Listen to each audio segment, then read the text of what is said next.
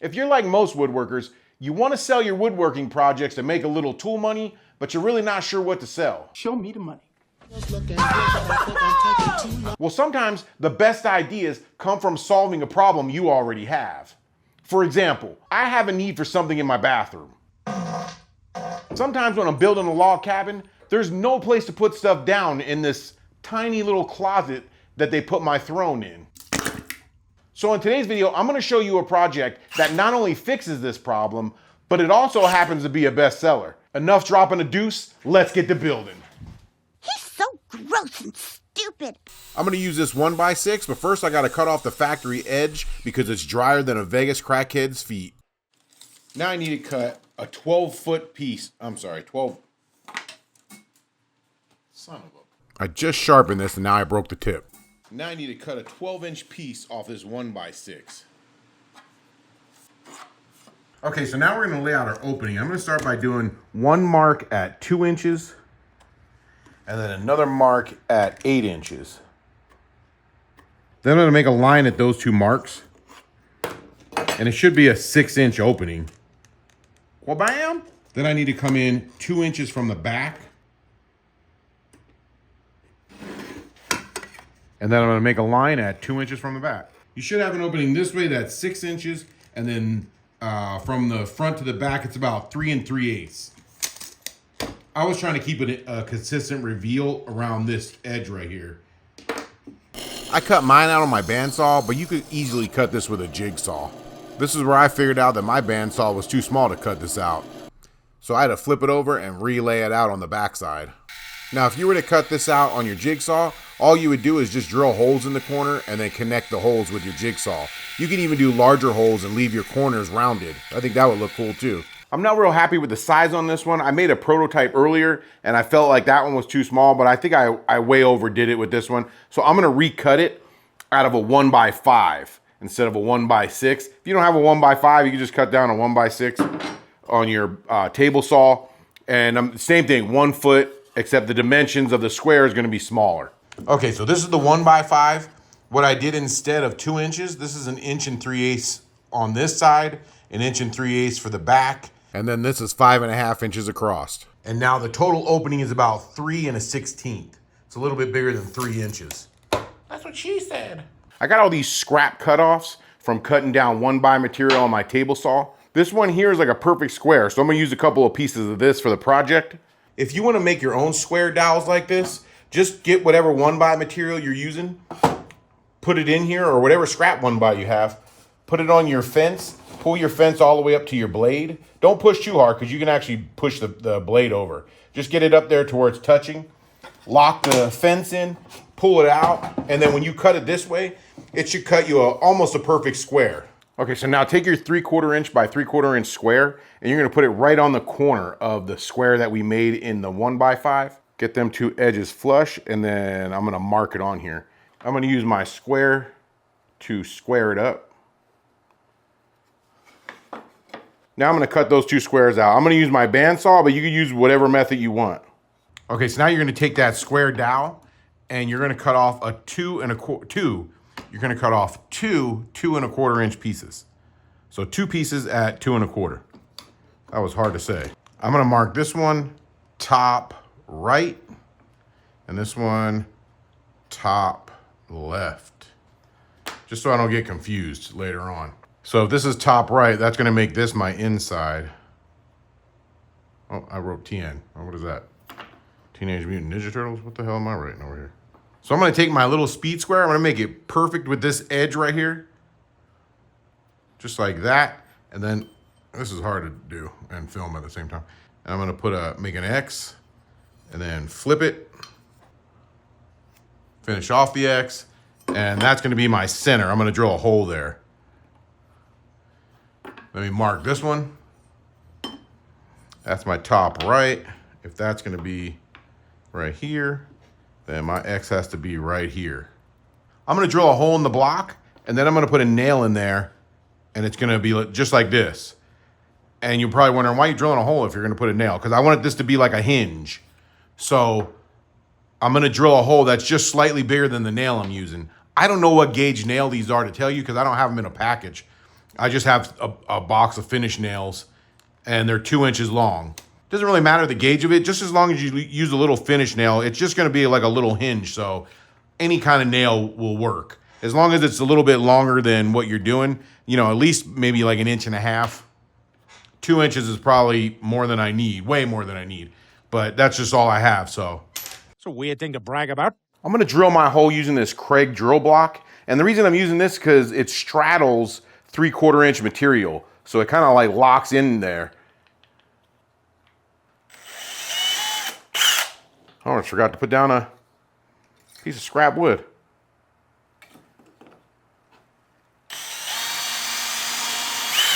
I'm gonna take my little square dowel and I'm gonna clamp it into the little square opening that I made. And then I'm gonna clamp them both to my workbench so they can't move. And then I'm gonna drill this hole all the way through into the next piece. Yeah, just make sure you're into that corner all the way and then drill your hole all the way through.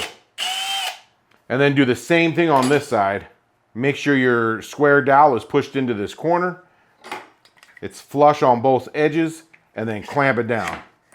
And then drill all the way through. So now when I put these nails in here, it should work as a hinge. But right now, because of the way my piece is shaped, I can't get it to turn up. You only want it to turn up, you don't want it to turn down. And like I said, you can't do that. So either you have to round this top edge right here from the center of this backboard up. You either have to round it or cut it at a 45 or just at some kind of an angle. I cut mine on my bandsaw, but you can really cut this with a handsaw or even use your sander and just sand that corner off. I don't know why this is funny to me in reverse, the way it puts the wood back under the stick. Now you can use a nail set and a hammer to get these nails in all the way. Now if you look, my piece can come up, but it can't go down any further. So that's why you don't want to cut off this bottom one. You don't want to round this bottom at all. You want to leave it just like that so that it can come up, but it won't go down any more than it is. My daughter's cat always wants to hang out with me. She just sits here while I'm working. Just stares at me. She's got an evil look on her face, though. You see her? So my nail holes are a little loose. I did a test with the same drill bit, same nails, and they came out nice and tight. But you see how loose they are? I want this to sit a little bit more straight like that. I don't want it to be sagging down like that already. It's going to do that naturally on its own after a while in soft pine like this. But I at least want to start with a nice straight one. So what I did was I replaced the nails with these slightly thicker brass ones. And it made a big difference. See how much better they're standing up now? So make sure you don't drill your holes too big, and if you do, that's what's gonna happen. It's gonna sag a little bit. Another way you can do it to where you don't get the sag is to cut both pieces like this with a little chair in there. So that way the wood's sitting on the chair. This would be sitting on a piece that's stuck right here instead of just floating in the air, instead of you just using the back. And that'll keep it a lot straighter for a lot longer. So then I sanded everything down with 150 grit sandpaper on my turd polisher. I thought I was using 150 grit, but it actually was 180 grit, and I'll show you later. It kind of made a difference in how the stuff stained. And then on my little wood dowels, I rounded over the diagonal corner of the corner that I cut the 45 into. Then when I was cleaning up the 45 that I cut, for some reason I took way too much off of that side and ruined the piece. And then rather than just simply cut a new piece, I decided to make a dowel to fill in the nail hole that I made so I can re-drill a new hole to accommodate the messed up piece. And now because I took too much wood off the back of this, it's not centered in there like it was on the other one, so look how it opens. Ba-dur! So now I did what I should have done in the first place, and I just made a new one. Look at how pretty this one is. So I had to refill the hole again and drill a new hole. All right, this one is perfect now. Look at that. See how it rides that curve around? Perfect. I got it right in the right spot. This one I would take off and use as like a template. But all the curves look really nice. I should have done it this way to begin with. So when you do yours, sand this piece up and get it all ready before you drill the hole. I did it backwards. And then here's the other one I did. I almost want to redo it because look at the big old gap behind it. That 45 was stupid. I should have just rounded it like I did the very first prototype I did. I almost want to redo it, but just pretend like this one looks like that one, okay? When you see it, be like, oh, they look exactly the same. So before we stain this, the next thing we need to do is figure out how we're gonna hang it on the wall. And there's a couple different options. I'm gonna use what I like the best is the keyhole slot bit on my router, and I'll show you how I'm gonna do that. Unfortunately, you just can't take a keyhole slot bit, put it on here, and make yourself a groove. At least I can. I don't know, maybe some of you guys have really super strong, steady hands. I can't do that without blowing out of the side or something like that. So I'm gonna show you how I'm gonna do it. So I'm gonna take 2 scrap boards. One of them's a 2x6, just a scrap 2x6. The other one's a scrap, I think it's a 1x6.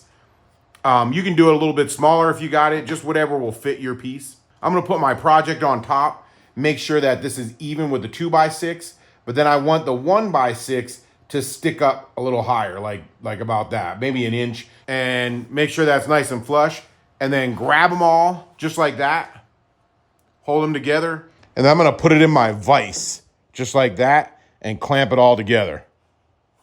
So now I can take my router with my keyhole slot bit and I can slot a groove in there. But if you look at it, it's not exactly centered on there.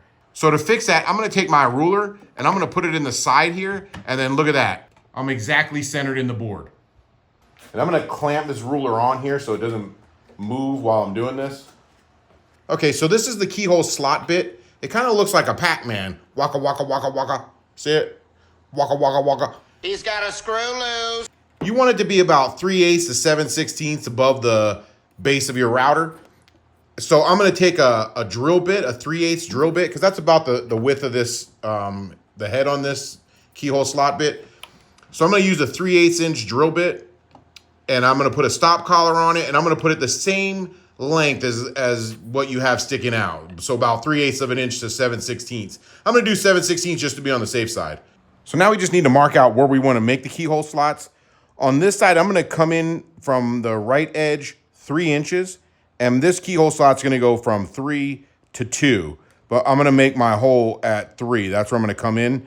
And then you wanna do the same thing over here because these are gonna go to the side. So you wanna make sure, I'm gonna also come in 2 inches and I'm gonna go 10 to 9.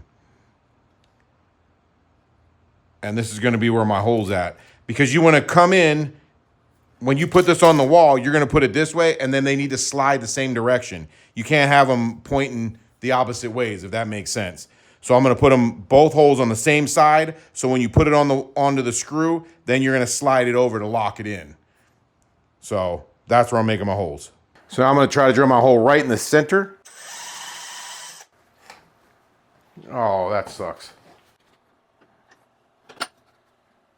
Oh, you know why? Because there's nothing here. I'm gonna put another clamp since I got nothing really on this side to hold it up.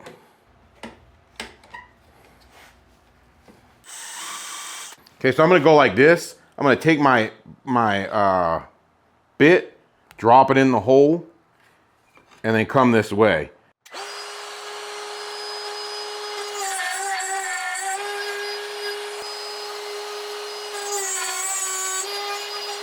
So there we go, 2 keyhole slots. This was the one that I cut the first time too big. I'll show you on this. This is a keyhole slot, what, bracket? Hardware? I don't know. But it's like a metal keyhole slot. And you would drill this on there. But you can't really just drill this on there because, see, it sticks up. So it would just rock back and forth on that. So you would still need to recess this. Recessing this would be easier. I mean, you could use a chisel. You could use a chisel and chisel this out a little bit. You don't really even have to go down that far. Or you could set it up in the vise like I did for the keyhole slot, but instead just use a router with a straight bit or something like that, or even like a little template bit. And I mean, you're only going down a 16th is all you really need to go for these, an 1/8 at the most. And that would be not easy to do if you had a nice flat surface on your vise like I did. But you also need to drill holes for where the inside part's gonna go. So it's almost like making a keyhole slot, but a little bit easier. Just more steps, I guess. Another way you could do it is just put a lip underneath of it. So from the top, you barely even see a little lip like this, and then you could screw it through this lip into the wall. For stain, I'm just using this water-based dark walnut, just so it dries fast. I don't have a lot of time left in this one. I spent all my extra time fixing all my mistakes in this one. Now I'm not gonna stain the front edge because I still need to glue something on there.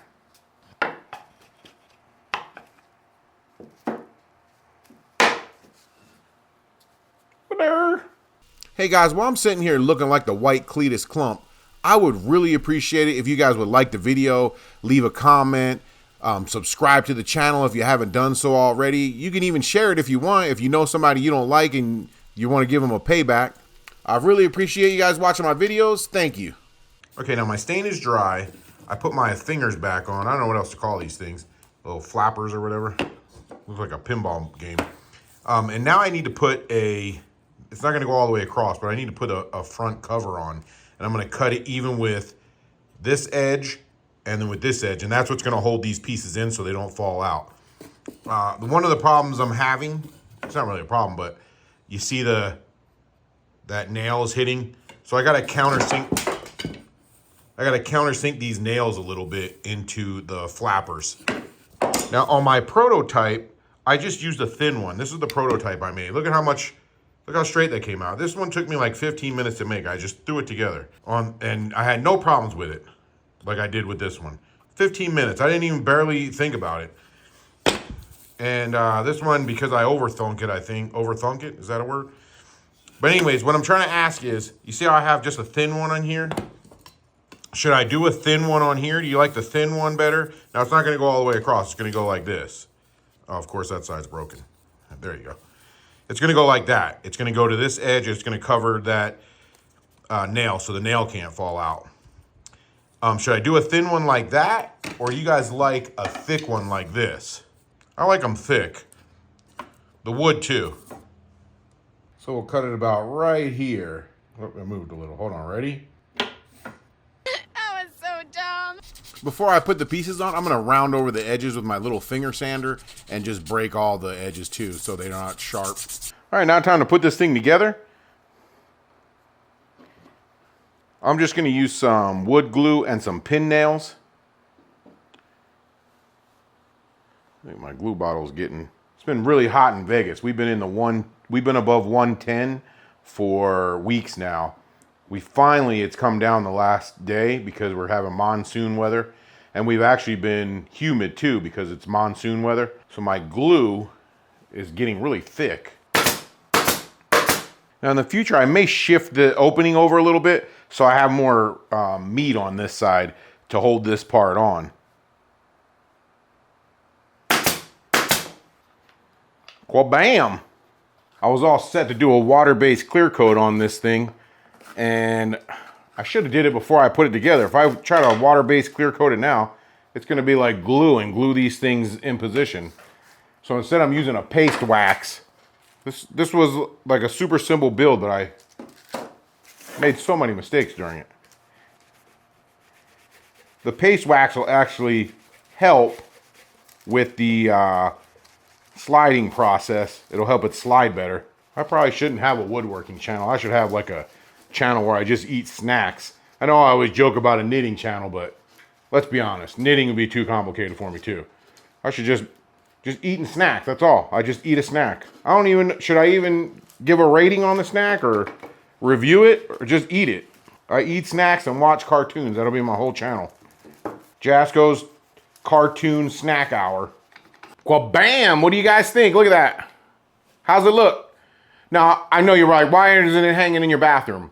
While I was making this, there's something I use in my bathroom that I need a special shelf for. So this one won't work in my bathroom. I wanted to use this one, but I'm like, nah, I need that extra shelf for something. So I'm gonna make another one right now. Another quick one with a little extra shelf. But I'll show you how this one works. Okay, so you would hang it, and imagine the walls back here. I got it clamped to my bench top right now. And this would be your little shelf. You could set your phone there, whatever, lotion, whatever you got. And now watch this. Well, bam! Oh, now I got sawdust on my toilet paper. That's gonna be a scratchy wipe. But you like that? Check that out. You need to take it off? Boom, you just lift it up. Ready? Now, they should be loose. You see how this one falls right inside? Boom, and then you set it down? That's how it should be. You want it to be loose. This one's a little bit tight. The second one that I made, see how it's like staying up? You want them to fall like that. So that way when you put it up, it falls back inside. Just like that. What they always have on the video for these is watch this. Bam, look at that. Let's do it one more time. You ready? Bam. If this one fell, that would be perfect. Will our chubby crusader be able to build a better TP holder? Or will he crap out while he's trying? Sir, you can't sit on the toilet seat, sir. Come back next week for the exciting conclusion of Stupid Man Build Stuff. Same fat time, same fat channel.